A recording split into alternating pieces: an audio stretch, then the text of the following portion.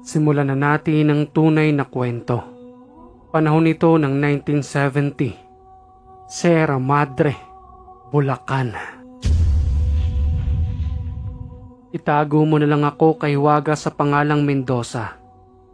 Hindi ko tunay na pangalan. Dahil nga sa madalas din akong tinatawag ng aking mga kaibigan sa aking apelyedo. At ang aming lugar, ang pinaka-backbone ng Luzon, ang bulubundukin ng Sierra Madre pagdating sa pagkukunan ng tubig. Isa ako sa panatiko pagdating sa espiritual na kakayanan, lalo na sa pangsariling proteksyon at para sa aking pamilya.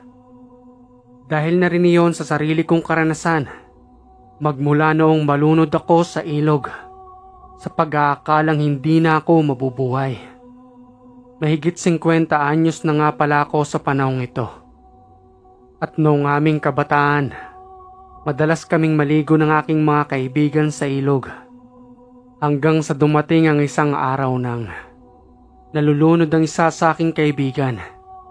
Samantalang kalmado naman ang tubig at hindi naman lumalakas ang daloy nito. Isa pa sa aming ipinagtataka, marunong naman itong lumangoy. Pero bakit parang hinihila siyang papailalim? Walang lumalangoy para sa kluluhan ito. Kaya naman naglakas loob na akong lapitan siya sa gitna ng ilog. Paghawak ko pa lang sa kanya, naramdaman ko na rin sa aking mga paa na mayroong humawak na 2 kamay na hinihila akong pailalim. Imbis na siya ang matulungan ko, kabaliktaran na ngayon ang nangyari. Nagmamadaling lumangoy ang aking kaibigan papunta sa tabi ng ilog, habang ako naman ang nahihirapang lumangoy. Naiwan ako roong humihingi ng saklolo, at wala nang lumapit sa akin ni isa kong kaibigan. Hanggang sa wala na akong matandaan, magmula sa araw ding iyon. Kinuha umano ako ng aking mga magulang sa ilog, nang wala nang malay at wala na ring buhay. 2 araw umano akong nakaburol nang hindi na kinakailangang imbalsamuhin. At ang ikinagulat ng mga tao sa aming tahanan, muli akong nagising at tumayo sa aking kinahihigaan habang uhaw na uhaw. Hindi makapaniwala ang mga magulang ko sa kanilang natungayan. Habang ang mga tao naman na nakikiburol, umaripas na ng takbo ang mga ito. Dahil na rin sa kanilang pagkamangha at nararamdamang takot. Madali akong kinuhanan ng aking inay ng tubig, habang ang itay ko naman ay niyakap ako ng maigpit. Isinalaysay ko sa kanila ang lahat ng mga nangyari sa akin sa 2 araw kong pagkawala. Subalit hindi sila naniniwala roon, dahil ayon pa sa mga sabi-sabi, na hallucination ko lamang raw ang aking mga binabanggit. Dahil sa naranasan kong pagkalunod at maaaring naapektuhan lamang ang aking pag-iisip. Subalit malinaw sa akin na kinausap ako mismo ng mga anghel. 7 silang pumapaligid sa akin noon habang dinadala ako sa kalangitan, na mayroong maliwanag na lugar at napakapayapa. Habang mayroon din akong nakikitang isang malaking pintuang ginto na may nagbabantay pang 2 anghel. Wika pa ng isa sa mga ito habang nakatayo lamang ako sa kanilang harapan. Hindi mo pa oras para pumasok sa malaking pintuang yan. May nakalaan ka pang misyon, kaya kinakailangan mong bumalik sa lupa. Kami mismo ang magbabantay sa iyo hanggang sa dumating ka sa hustong gulang. Ipapakita rin namin sa iyo ang impyerno upang malaman mo kung saan napupunta ang masasamang tao. Sa isang idlap, sa mapayapang lugar na yun, bigla kaming natungo sa isang mainit na lugar. May mga kaluluwang naghihiyawan habang nagmamakaawa ang mga ito at humihingi ng tulong. Pagmasdan mo ang kanilang pagtangis, ngunit huli na ang lahat. Maaari pa silang maisalba sa lugar na ito. Subalit kinakailangan pang hintayin ang tamang oras ng paghukom. Kinakailangan muna nilang pagbayaran ng lahat ng kanilang mga kasalanan sa pamamagitan ng nagliliyab na lugar na ito, habang patuloy na nasusunog ang kanilang kaluluwa. Maaari ka nang bumalik sa iyong katawan at gampanan ang misyon na nakaatang para sa iyo. Ito ang tatandaan mo, na maraming tao ang hindi maniniwala sa iyong mga sasabihin, kahit na ang iyong mga magulang na pinagmulan. Pabayaan mo lamang sila upang hindi ka pag-isipang nababaliw. Matapos magsalita ng anghel, naramdaman ko na lamang na para bang nasa malita kong kinalalagyan. At sa pagmulat ng aking dalawang mata, nakita kong may salamin sa aking harapan. At nang pinilit kong tumayo, doon ko napagtantong nasa kabaong na pala ang aking katawan. At sa pagbukas ko naman ng aking kabaong, doon ko nasulyapan ang pagtakbo ng mga tao, habang bakas sa kanilang mga mukha ang pagkagulat. Simula noon ay usap-usapan na kami sa aming lugar, kahit na noong araw ay hindi pa sibilisado sa aming barangay, na may mga naglalakihang mga puno at magkakahiwalay na tahanan. Hindi naman naniniwala ang ibang mga may bahay, maliban na lamang sa mga taong nakasaksi sa malapit sa amin sa aking muling pagkabuhay. Nagpapasalamat ang aking mga magulang dahil hindi ako inimbalsamo sa kadailanang malayo rin ng bayan para sa amin. At ang dati kong mga kaibigan noon, nilalayuan ako ng mga ito na para bang may sakit na akong ketong. Lumipas ang mga araw na parang normal lang. Alam mo yung nanaghinip ka lamang sa iyong pagkakatulog. Ganoon na ganoon. At kahit na nga ako ay nagdududa na rin sa aking sarili noon. Akalain mo ba naman na kahit ang mga magulang ko, ayaw nilang maniwala kahit na anuman ang aking sabihin. At ang lagi lang nilang sinasabi sa akin kapag nababanggit ko ang aking mga nakitang anghel, pati na rin ang langit at ang impyerno. Anak, matulog ka muna ha. Huwag mong pilitin ang iyong isipan kapag nag-aaral ka. Kapag nakakaramdam ka ng pagod, magpahinga ka. Baka naging epekto lang yan sa pagkakalunod mo. Pag-aalalang sambit ng inay. Walang naniwala sa akin ni isa, kahit na ang panganay kong kapatid na si Christina. Tama ang sinabi sa akin ng isang anghel na walang maniniwala sa aking mga sasabihin. At kahit na nga medyo may kalayuan ng paaralan sa aming tahanan, inihahatid pa rin ako ng aking inay upang magsilbing gabay sa pag-aakalang nasisiraan ako ng isipan. Wika ko pa sa aking inay habang naglalakad kaming patungo sa paaralan. Inay, bakit po hindi kayo naniniwala sa mga sinasabi ko? Totoo po ang lahat ng mga nabanggit ko. Bakit po ganon, Nay? Kahit ang mga kaibigan ko at si Itay, pati na rin ang nag-iisa kong kapatid na si Christina, ayaw rin pong maniwala sa akin. Tugon naman ng aking inay. Hayaan mo na sila, anak. Huwag mo nang ipagpilitan ang lahat ng yan. O sige na, naniniwala na ako sa'yo. At huwag mo nang sasabihin kahit na kanino pa yan, ha? Napilitan na lamang na maniwala ang inay, kahit na ba hindi tao sa kanyang puso at isipan, upang matigil lamang ako sa aking mga sinasabi. Pagdating sa aming paaralan, patuloy naman akong kinukutya ng aking mga kamag-aral at ang dati kong mga kaibigan at mga kababata noon. Imbis na sila ang makaunawa sa akin, isa rin sila sa lumalayo sa loob ng aming paaralan. At sinasabihan pa nila akong isang aswang. Dahil nga raw sa namatay na ako at muling nabuhay.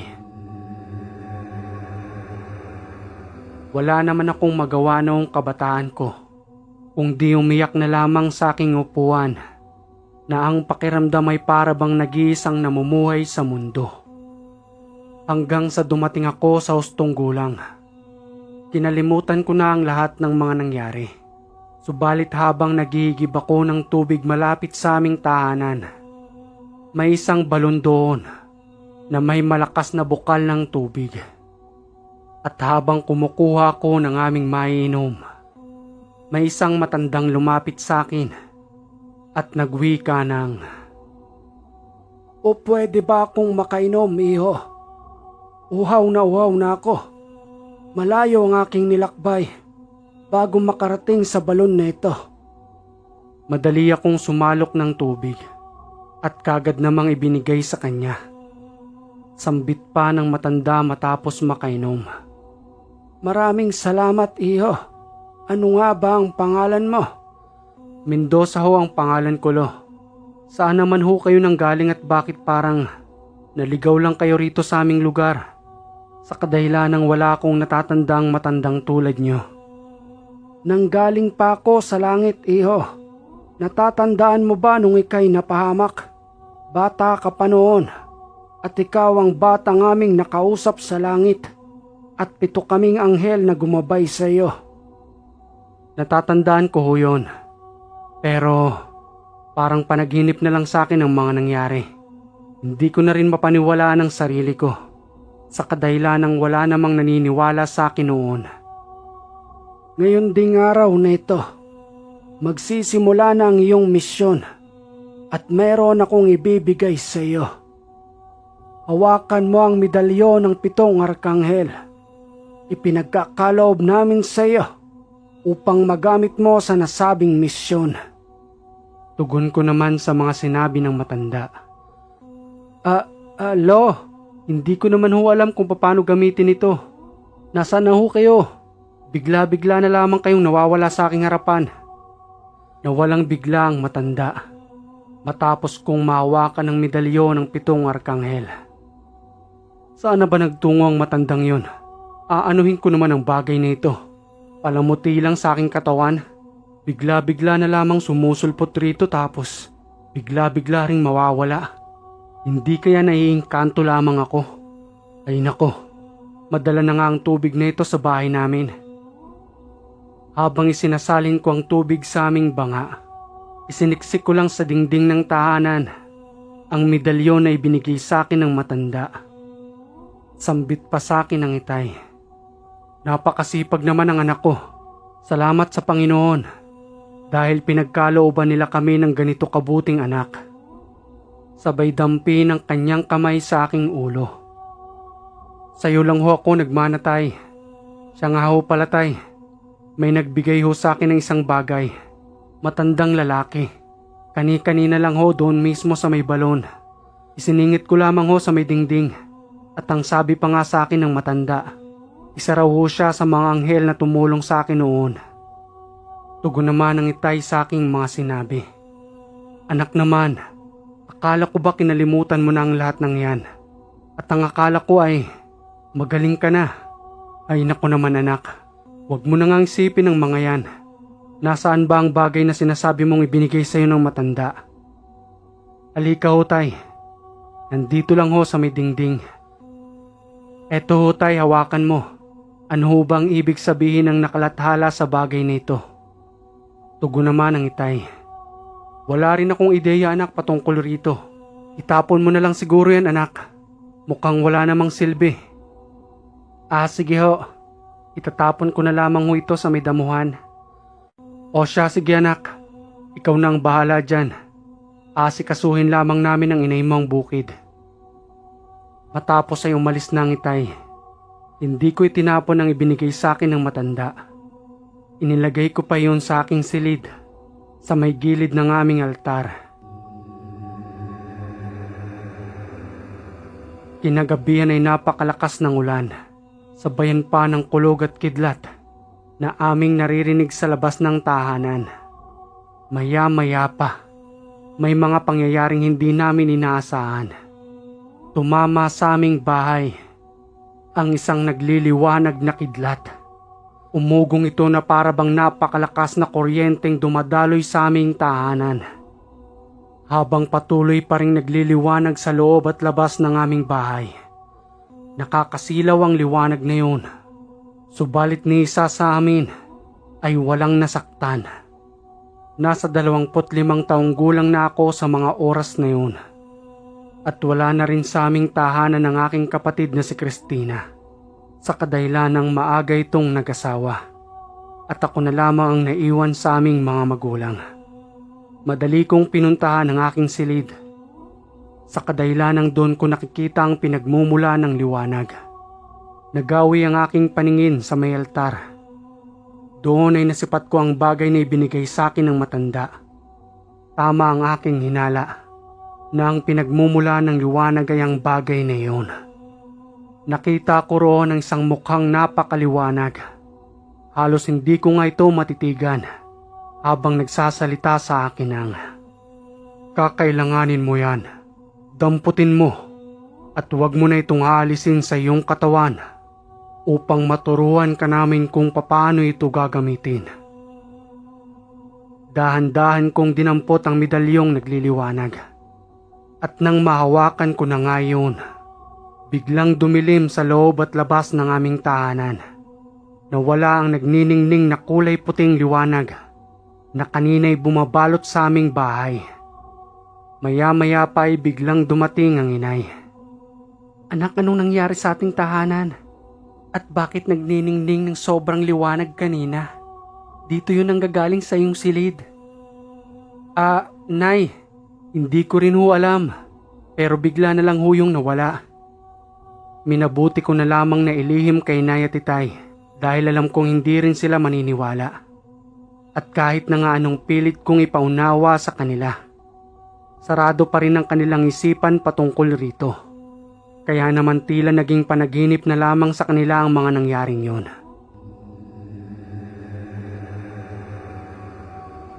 Ako na mismo ang naglagay ng tali para sa medalyon upang madalas na lamang itong nakasuot sa aking leeg.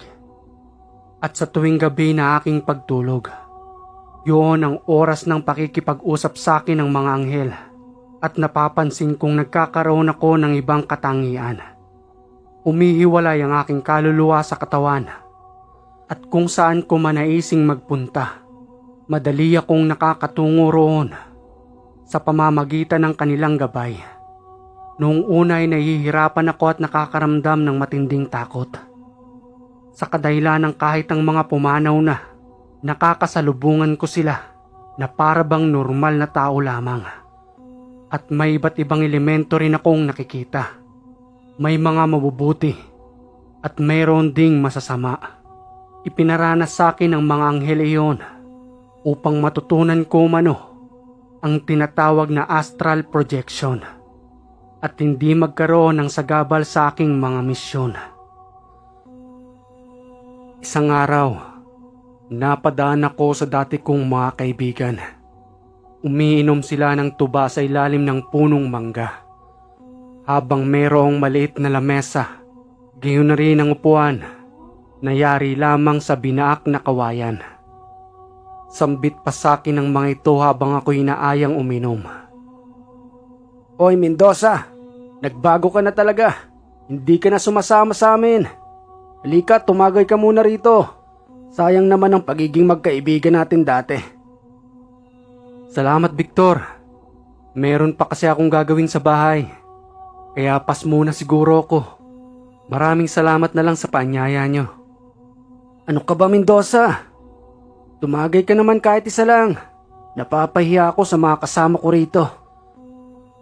Pinagbigyan ko na lamang ang dati kong kaibigan upang umano'y hindi siya mapahiya. At habang tumatagay ako, nakalimutan kong itago ang aking medalyon na nakalabas sa aking damit. Sambit pa ni Victor nang, "Uy, ang ganda naman ito, Mendoza. Anong klaseng kwentas yan? Parang sinag ng araw. Mukhang kakaiba yan ah." Wala ito. Napulot ko lang sa daanan." "O paano ba yan? Aalis na ako at maraming salamat sa inyo." "Hindi ka pwedeng umalis hanggat hindi mo binibigay sa akin yung kwintas mo. Para naman tayong hindi naging magkaibigan." Sambit iyon ni Victor. Si Victor ang dating batang aking sinagip na naging kabaliktaran ng nangyari at ako mismo ang nalunod at nawala ng buhay. Tugon ko pa sa kanya nang, Pinagbigyan na kita, Victor. Eto at tumagay na nga ako, di ba? Pati ba naman itong kwintas ko? Pag-iinteresan mo pa. Mabilis na hinablot ni Victor ang aking kwintas. Subalit kakaiba ang nangyari sa kanya. Nanginig ang buong katawan nito na para bang nakuryente. Bumagsak ito sa lupa na nawala ng malay. Sambit pa ng isa sa kanyang mga kasama. Mendoza, anong ginawa mo sa kanya? Tugon ko naman sa kanyang pagtatanong. Kitang-kita niyo naman siguro na wala akong ginawa. Siya ang may ginawa sa akin. Inablot niya ang kwintas ko, pero hindi ko alam kung anong nangyari sa kanya. Pagbabayaran mo, Mendoza, kapag may nangyaring masama sa kaibigan namin. Sambitiyo ng may matipunong pangangatawan. Iniupo nila ang katawan ni Victor sa may gilid ng punong mangga. May bumulong sa aking isipan at may pinapasambit na mga salita. Ibulong ko raw umano iyon sa may puyo ni Victor at malakas kong iihip. Wika ko pa sa kanyang mga kasama. Tumabi nga muna kay Jan. Kahit na anong paypay nyo, hindi ka agad babalik ang lakas ni Victor. Sinambit ko ang mga salita sa aking isipan at iniihip sa puyo ni Victor. Maya-maya lamang ay parang nagdahilan lamang ito. Subalit baka sa kanyang katawan ang pagtulo ng gabutil na pawis. Mendoza, siguro may ginagamit kang mahika sa kaibigan namin. Di ba tinagurian ka naming aswang nung bata ka pa? Dahil patay ka na noon, tas muli ka pang nabuhay. Tama ba ang hinala namin noon na isa kang aswang? Natawa lang ako sa kanilang harapan dahil sa sinambit ng isa sa kanilang mga kasama. Tugon ko pa sa kanya ng, di kung aswang ako, dapat matagal ko na kayong kinain. Noong mga bata pa lamang tayo. Dahil sa aking pagbibiro sa kanila, nakaramdam ng galit ang mga ito sa akin. Aba, Mendoza, sumusobra ka na. At nangakmang pagtutulungan na ako ng mga ito. Napatras ako ng bagya at nagwika ng, napakainit naman ang ulo ninyo. Ang alak ay nilalagay sa tiyan at hindi sa ulo. Sige, subukan natin ang galing ninyo. Kung gusto nyong matulad kay Victor. Okay mga kaiwaga.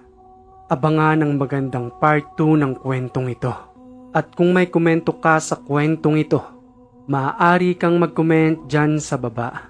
At kung hindi ka pa nakaka-subscribe, click mo na yung subscribe button dyan. Pati na rin yung bell para updated ka sa ating mga bagong kwento. Muli mga kaiwaga, maraming salamat sa inyong laging pagantabay dito sa Ang Hiwaga.